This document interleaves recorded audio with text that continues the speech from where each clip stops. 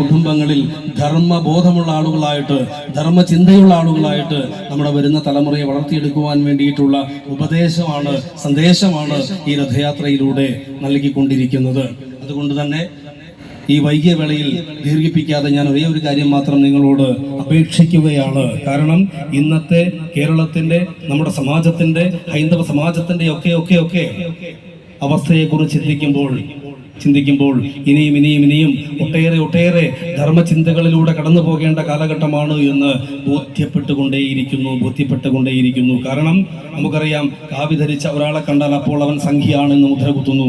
ഒരു കാവിക്കൊടി കണ്ടാൽ അപ്പോൾ സംഖ്യയാണെന്ന് മുദ്ര കുത്തുന്നു. മനുഷ്യനായിട്ട് കാണുവാൻ ഇന്നത്തെ സമൂഹം കാവിയുടുത്തവനെ മനുഷ്യനായിട്ട് കാണുന്നില്ല.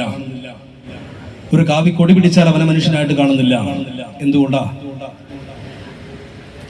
ധർമ്മത്തെക്കുറിച്ചോ ധർമ്മചിന്തയെക്കുറിച്ചോ സനാതനധർമ്മത്തിന്റെ സങ്കല്പത്തെക്കുറിച്ചോ സനാതനധർമ്മത്തിന്റെ പ്രാധാന്യത്തെക്കുറിച്ചോ അതിന്റെ വിശാലമായുള്ള ചിന്താഗതിയെക്കുറിച്ചോ അറിയാത്ത ആളുകൾ ഈ സനാതനധർമ്മ സംസ്കൃതിക്കെതിരെ വാളോങ്ങുന്ന അവസ്ഥ പലപ്പോഴും നമ്മൾ കണ്ടുകൊണ്ടേയിരിക്കുന്നു.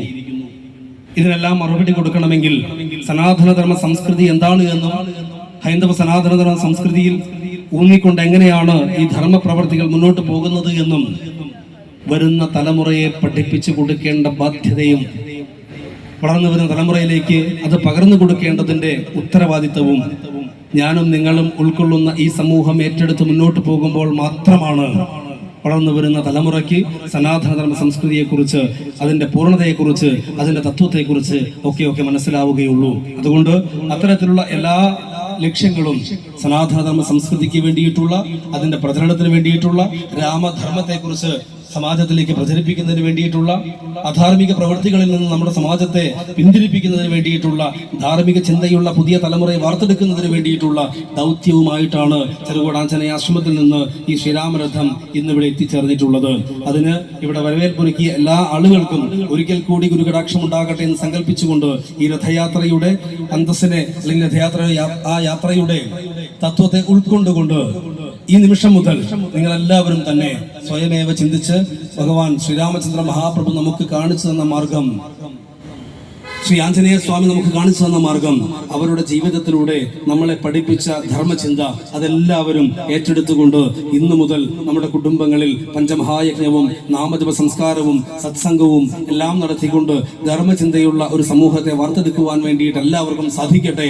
അതിന് മഹാഗുരു പരമ്പര നമ്മെ അനുഗ്രഹിക്കട്ടെ, ഭഗവാൻ ശ്രീരാമചന്ദ്ര മഹാപ്രഭു നമ്മെ അനുഗ്രഹിക്കട്ടെ എന്ന് മാത്രം പ്രാർത്ഥിച്ചുകൊണ്ട് ഒത്തുകൂടിയ എല്ലാവർക്കും ഗുരുകടാക്ഷം ഉണ്ടാകട്ടെ, ശ്രീരാമചന്ദ്ര മഹാപ്രഭു അനുഗ്രഹിക്കട്ടെ എന്ന് പ്രാർത്ഥിച്ചുകൊണ്ട് ഈ രഥയാത്രയുടെ ഭാഗമാകുവാൻ വേണ്ടിയിട്ട് എല്ലാവർക്കും വീണ്ടും വരും വർഷങ്ങളിലും സാധിക്കട്ടെ. കാരണം ആഞ്ജനേയ സ്വാമി ചെറുകോട് ആഞ്ജനേയ ആശ്രമത്തിൽ നിന്ന് എല്ലാ വർഷവും രാമനവമിക്ക് ചെങ്കോട്ടുകോണം ശ്രീരാമദാസ് ആശ്രമത്തിലേക്ക് പോകുന്ന സങ്കല്പത്തിലാണ് ഈ രഥയാത്ര വിഭാവനം ചെയ്തിട്ടുള്ളത്. അതുകൊണ്ട് എല്ലാ വർഷവും രാമനവമി കണക്കാക്കിക്കൊണ്ട് ആഞ്ജനേയ ആശ്രമത്തിൽ നിന്ന് ഭഗവാന്റെ എഴുന്നള്ളത്ത് ഈ രഥയാത്രയുടെ രൂപത്തിലുണ്ടായിരിക്കും.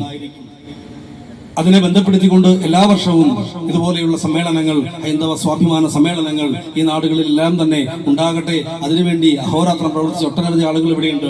എല്ലാ ആളുകളുടെയും പേര് പറയുന്നില്ല എങ്കിലും എല്ലാവരും ഒത്തൊരുമിച്ച് നിന്നുകൊണ്ട്, ഒരമ്മയുടെ മക്കളെ പോലെ നിന്നുകൊണ്ട്, ധർമ്മ സംരക്ഷകരായി നിന്നുകൊണ്ട്, ധർമ്മപ്രചാരകരായി നിന്നുകൊണ്ട്, രാമോ വിഗ്രഹവാൻ ധർമ്മ എന്ന ആ ഒരു തത്വത്തെ മനസ്സിലാക്കിക്കൊണ്ട് രാമന്റെ ധർമ്മം നമ്മുടെ ഓരോരുത്തരുടെയും ധർമ്മമാണെന്ന ബോധ്യത്തോടുകൂടി മുന്നോട്ട് പോകുവാൻ എല്ലാവർക്കും സാധിക്കട്ടെ.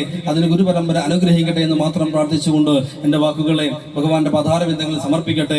ജയ് സീതാറാം.